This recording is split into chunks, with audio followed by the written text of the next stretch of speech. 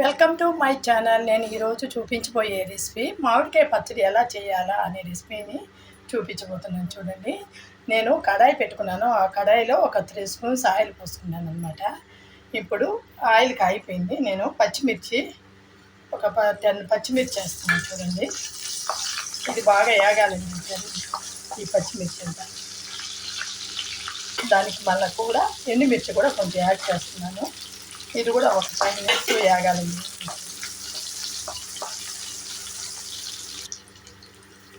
ఎండుమిర్చి కూడా వేగిపోయిందండి. నేను ఇప్పుడు దానికి కావాల్సిన ధనియాలు వేస్తున్నాను. చూడండి,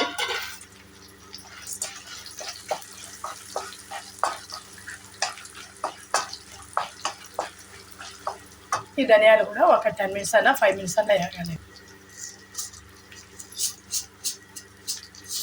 ధనియాలు వేగిపోయండి. కొంచెం మెంతులు, ఆవాలు కొంచెం వేసి యాడ్ చేయాలండి. ఆవాలు మెంతులు కొంచెం అర స్పూన్ వేసేసానండి. ఇది ఒక 5 మినిట్స్ ఆవాలు చిట్టేదాకా ఏం చేసి ఆఫ్ చేసాను. చూడండి, బాగా ఆవాలు మెంతులు వేగిపోయిందండి. దానికి కావాల్సిన ఉప్పు వేసుకుంటుంది.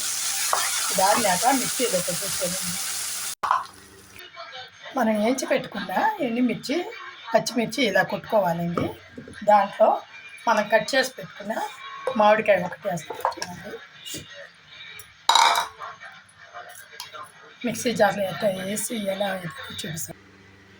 ఇలా మేము వేసుకోవచ్చండి. ఆవాలు, మంచర పప్పు అండి. ఇది పప్పు ఉంటుంది. మంచర పప్పు కొంచెం ఇంగవ, పసుపుపొడి, కరివేపాకు రెబ్బలు,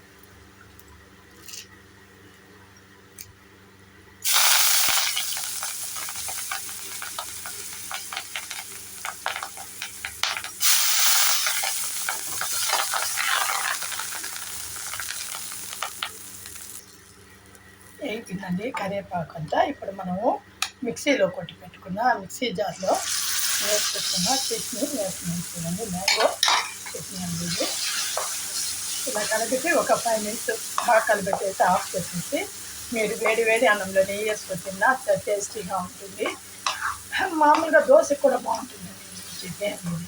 కానీ ఎక్కువ పచ్చికాయగా ఉండి వేసుకోవాలి. ఇది కొంచెము మాగిపోయింది ద్వారగా, అందుకని అట్లుందండి. సూపర్గా ఉంటుందండి. ఇది అన్నానికి బాగుంటుంది, పెరుగన్నానికి కానీ అన్నిటికీ బాగుంటుంది. ఇలా మీరు నేను చెప్పినట్టు చేసుకొని తిని మీకు నచ్చినట్లయితే నాకు సబ్స్క్రైబ్ చేయండి, లైక్ చేయండి, షేర్ చేయండి.